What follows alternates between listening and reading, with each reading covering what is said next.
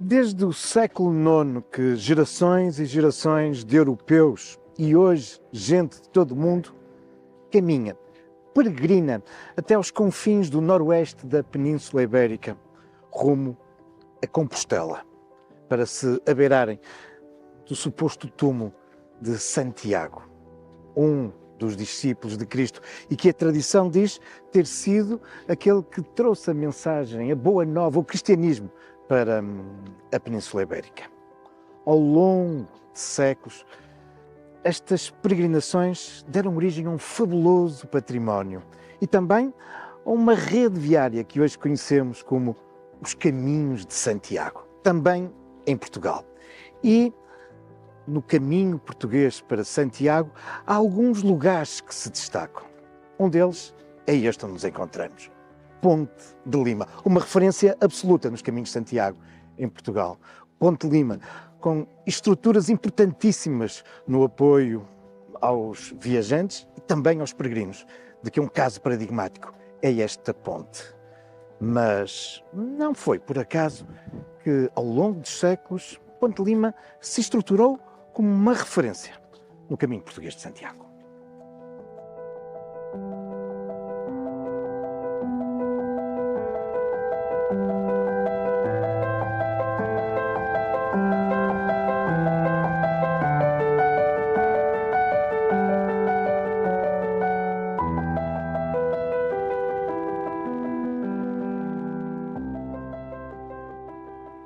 É muito antiga a história de Ponte de Lima e, na sua origem e na afirmação da importância deste povoado, encontram-se dois fatores que, em boa verdade, são aqueles que o seu nome perpetua até hoje.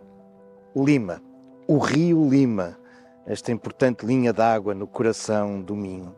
E, por outro lado, a ponte sobre o rio, sublinhando como desde épocas muito antigas, e apesar da largura do curso de água, este sempre foi um ponto estratégico para vencer este obstáculo natural. E sabemos que isso começa a acontecer, pelo menos, desde há cerca de 2000 anos, durante o domínio romano. E temos dois importantes vestígios patrimoniais relacionados com essa época. Um deles é um património material, uma lenda que evoca a chegada, nos finais do século II a.C., das primeiras legiões romanas a este território.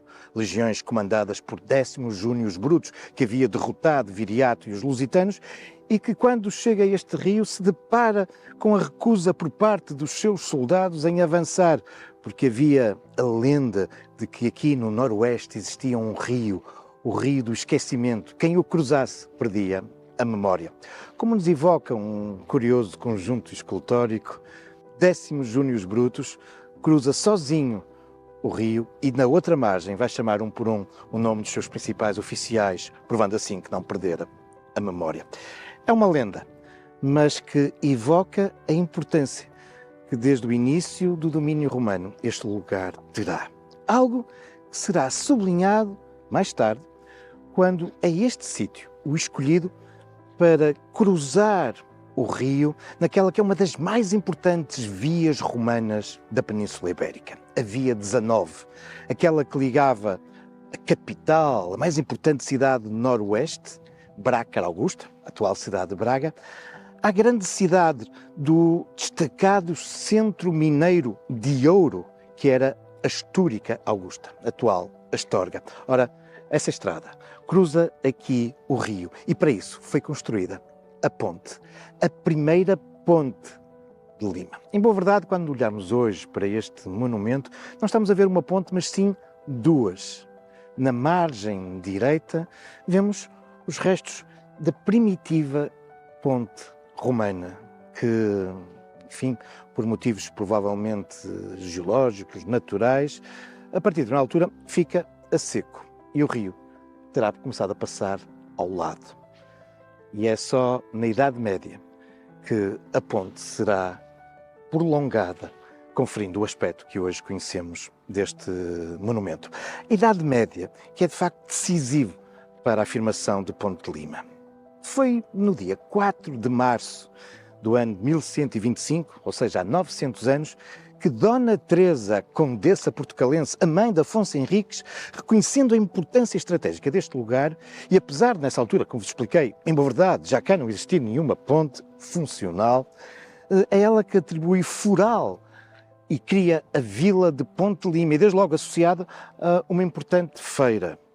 Esta passava a ser uma região, um lugar de encontro de pessoas, um lugar importante também de passagem. A ponte, essa vai ter que esperar para a sua reconstrução pelos finais da Idade Média. É, com efeito, em 1362, reinava Dom Pedro I, que este monarca vai dar uma particular atenção a Ponte de Lima, cintando-a com uma muralha e, agora sim, prolongando a ponte. Estamos a falar de uma ponte que, a partir daí, vai ser ainda mais crucial nas ligações para quem vem do Porto, do Sul, de Braga, em direção ao Norte, e nomeadamente à Galiza. E por isso, a partir desse século XIV, também em associação uma outra importante ponte que surge nessa altura, a ponte sobre o Cávado, em Barcelos, vai-se estruturar aqui um importante caminho de Santiago. É verdade que, na sua origem, o caminho português mais concorrido era a velha estrada romana que vinha de Olici por Lisboa e avançava para Braga. Também é verdade que, desde épocas muito antigas, vai-se desenvolvendo aqui um caminho central, timidamente, mas a partir do momento da aparição destas pontes, a partir do momento da aparição da Ponte de Lima, então sim, este passa a ser, de um modo decisivo, o caminho português mais percorrido. Mas é verdade que, mesmo antes da ponte, este rio já era cruzado por peregrinos. Um rio que, apesar do seu aspecto bucólico, em algumas épocas do ano era perigoso, com fortes correntes. E por isso, os peregrinos tinham que pedir proteção divina. A esse propósito, vamos à Igreja Matriz.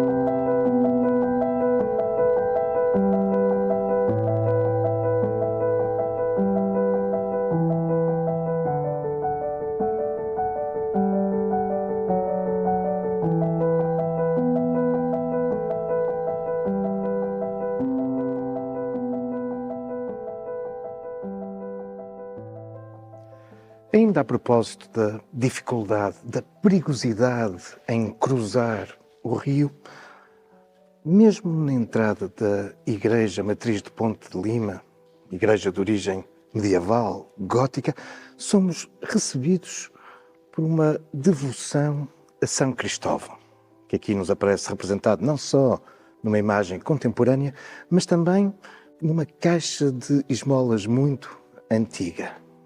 São Cristóvão, esse santo representado com uma criança ao ombro, afinal, uma personificação de Cristo. Conta a geografia do santo, a tradicional biografia, que este robusto soldado que se havia convertido ao cristianismo dedica do resto da sua vida a auxiliar o próximo, cruzando a vau um rio na sua terra. durante muitos anos. Auxiliava, de facto, quem tinha dificuldade. Auxiliava transportando também as mercadorias. Até que um dia lhe surge uma criança pedindo para o colocar na outra margem. Seria, aparentemente, uma tarefa muito fácil para o robusto Cristóvão. Só que, enquanto cruzava o rio, a criança começa a pesar imenso. A dificuldade é grande para Cristóvão, que, num grande esforço, acabará por levar a criança até à outra margem. Era afinal Cristo que vinha testar a tenacidade de Cristóvão. E por isso, São Cristóvão vai se tornar um santo protetor dos viajantes, nomeadamente daqueles que tinham que cruzar rios. A val, como acontecia aqui em Ponte de Lima durante séculos, ou mesmo com o aparecimento de pontes, muitos dos viajantes, também dos peregrinos, pediam a proteção de São Cristóvão. E por isso, sintomaticamente, o temos aqui na entrada da Igreja Matriz de Ponte de Lima, um magnífico templo que, para lá das suas origens medievais, nos apresenta muitos outros motivos de interesse. Mas, falando de imagens, importa recordar que aqui no concelho de Ponte de Lima temos outras importantes imagens relacionadas com os caminhos de Santiago. Por exemplo, uma imagem de São Roque, ele também um santo protetor dos viajantes e dos peregrinos, defendendo-os da peste. São Roque, de que possuímos uma bela imagem na Capela de Nossa Senhora das Neves, em Laboruja. Mas também Santiago nos aparece representado em várias igrejas paroquiais, como a de São João da Ribeira, ou Santiago de Poiares, ou Santiago de Sepões. E aqui, no interior da igreja, num retábulo barroco, podemos também observar a imagem de uma santa rainha, também ela peregrina, o que de resto nos vai fazer levar agora até um outro espaço de grande interesse patrimonial de Ponte de Lima.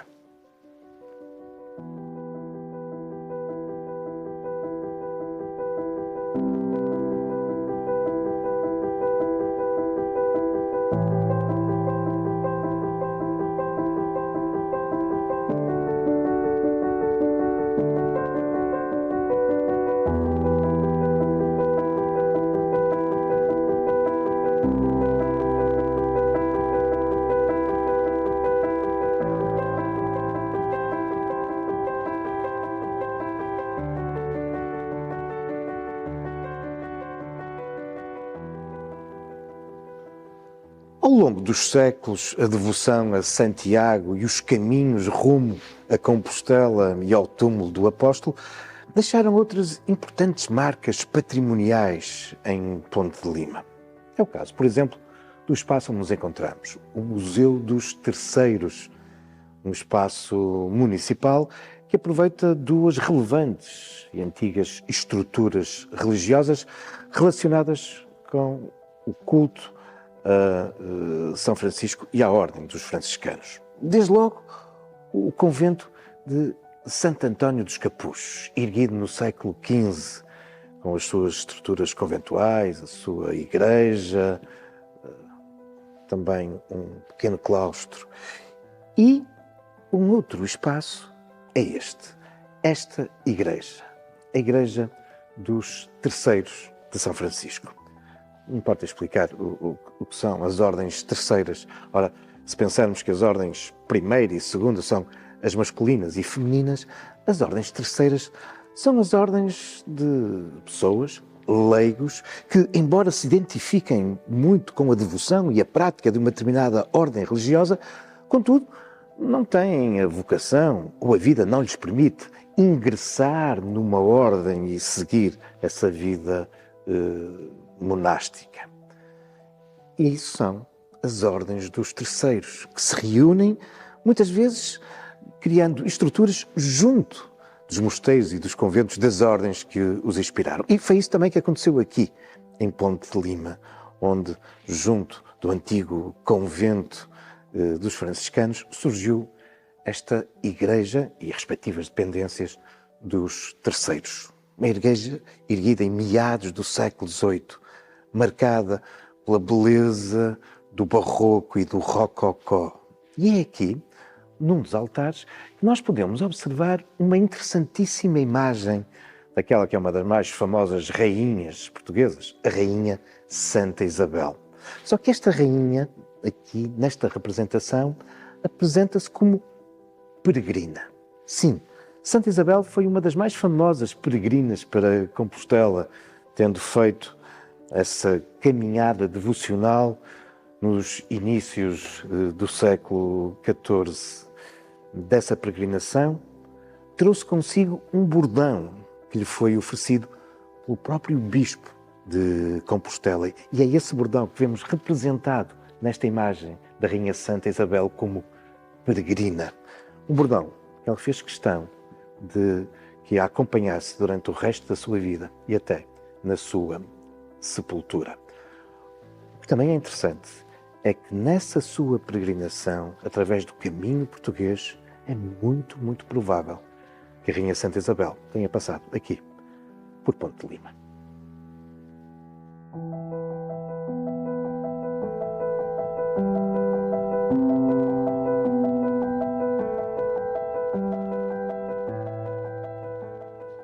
Muitos fatores contribuíram ao longo dos séculos para o sucesso do Caminho de Santiago. Entre outros, a indulgência plenária. Isto é, quem chegasse à Catedral de Compostela, se abeirasse e rezasse junto do túmulo do apóstolo, obtinha a indulgência plenária, a remissão de todos os pecados. E por isso, muita gente, aspirando a um lugar no céu, fazia questão de se ver liberto dessa carga dos pecados e fazia o caminho de Santiago. Mas um outro motivo era a possibilidade de poder fazer o caminho em nome de outra pessoa, mesmo que ela já tivesse morrido, um familiar. E com isso, garantia-se que essa alma que estava no purgatório, agora liberta dos seus pecados, pudesse subir ao céu. Contudo, a partir do século XVIII, vamos começar a assistir a um declínio dos caminhos de Santiago. Por um lado, é o apogeu dos sacromontes e esta obrigação de, pelo menos uma vez na vida, se fazer uma peregrinação até Santiago, começa de algum modo a ser substituída por suaves prestações anuais de ir em romaria até um desses santuários, se possível, em sacromontes. Mas a partir do século XVIII, vamos também assistir ao desenvolvimento das luzes, da ciência, um crescente espírito anticlerical que se vai acentuar muito, até por motivos políticos, no século XIX e XX. Um período em que a Europa fica também marcada por importantes conflitos, as guerras liberais no século XIX, a Primeira e a Segunda Guerra no século XX. E isso vai fazer decrescer, quase fazer esquecer os caminhos de Santiago. Contudo, a partir da década de 80 do século XX, de novo os caminhos vão ressurgir. Por motivos religiosos. O Papa João Paulo II apela aos católicos que de novo façam o caminho de Santiago, mas também porque importantes organismos internacionais de cultura reconhecem o papel importantíssimo que os caminhos de Santiago tiveram durante séculos, enquanto difusores culturais. Através dos caminhos de Santiago se divulgaram novas formas de fazer arquitetura, o românico, o gótico, novas formas de fazer música, novas ideias, novos pensamentos. E isso mesmo foi reconhecido pelo Conselho de Europa, que na década de 80 do século XX reconheceu os caminhos de Santiago como o primeiro itinerário cultural europeu. E depois, poucos anos depois, aquele que é o mais importante organismo internacional do ponto de vista cultural, a Unesco, começou também a classificar alguns dos troços do caminho de Santiago como património da humanidade. E sim, hoje, fazer os caminhos de Santiago é também essa vertente do conhecimento histórico e cultural, que fica tão evidente quando cruzamos o território da Ponte de Lima.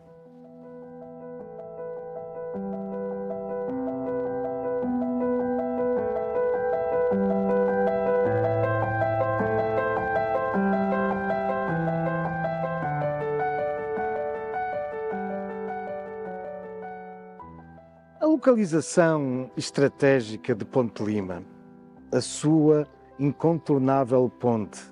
A circunstância de, desde a Idade Média, aqui se realizar também uma importante feira, tornou esta vila igualmente um relevante espaço de encontro, de permanência, fazendo também com que Ponte Lima se tornasse um sítio que abrigava as gentes e uma tradição hospitaleira, como não poderia deixar de ser também para os peregrinos. Sabemos que muitos deles utilizariam a hospedaria do convento dos franciscanos, onde já nos encontramos. Há também documentos que atestam a existência durante muito tempo às portas da vila de um hospital que igualmente era utilizado pelos peregrinos que rumavam para Compostela.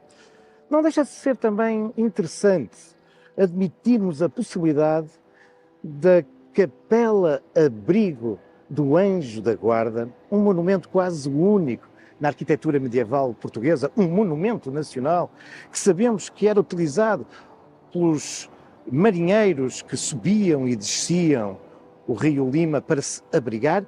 É muito provável que também esse espaço tenha sido utilizado por peregrinos. Ora, esta tradição hospitaleira de Ponte Lima, também em relação aos peregrinos para Santiago, acaba por se refletir em 2009 no aparecimento daquele que foi um dos primeiros albergues modernos para peregrinos. É impressionante o número de gente das mais diferentes nacionalidades que ao longo destes anos passaram por este albergue.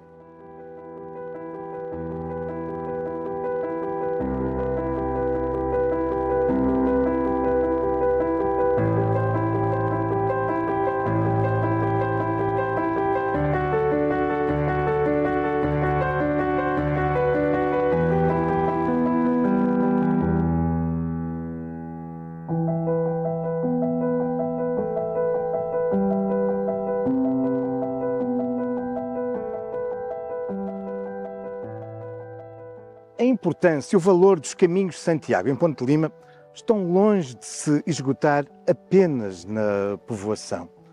Por todo o território concelhio há muitos outros motivos de interesse. Por exemplo, vindos de sul e antes de chegar à vila, importa destacar, entre outros, a povoação de Correlhã e ao seu santuário dedicado a Santiago, com uma belíssima imagem. Ou então, avançando para norte, deixando para trás a vila de Ponte Lima, tem início aquela que é uma das etapas mais duras do caminho de Santiago, mas também aquela que é unanimemente considerada como uma das etapas onde a espiritualidade, o encontro connosco próprios, com a natureza, a autossuperação está bem evidente. É a subida da Serra da Laboruja. E como podemos ver aqui, ainda na base da serra, são inúmeros os motivos de interesse também do ponto de vista natural. Mas a diversidade da subida da Laboruja recorda-nos também a importância que ao longo dos séculos caracterizou o caminho de Santiago, a importância do espírito de solidariedade, de interajuda, independentemente das culturas, das línguas e até das fés das pessoas que percorrem o caminho de Santiago. Ontem, como hoje. E essa é uma das principais lições e também das principais missões que o caminho de Santiago tem nos dias de hoje. Numa altura em que de novo pela Europa se vão levantando algumas sombras em torno da intolerância, do levantar de fronteiras, importa reforçar este espírito solidário, de interajuda dos diferentes povos e das diferentes culturas.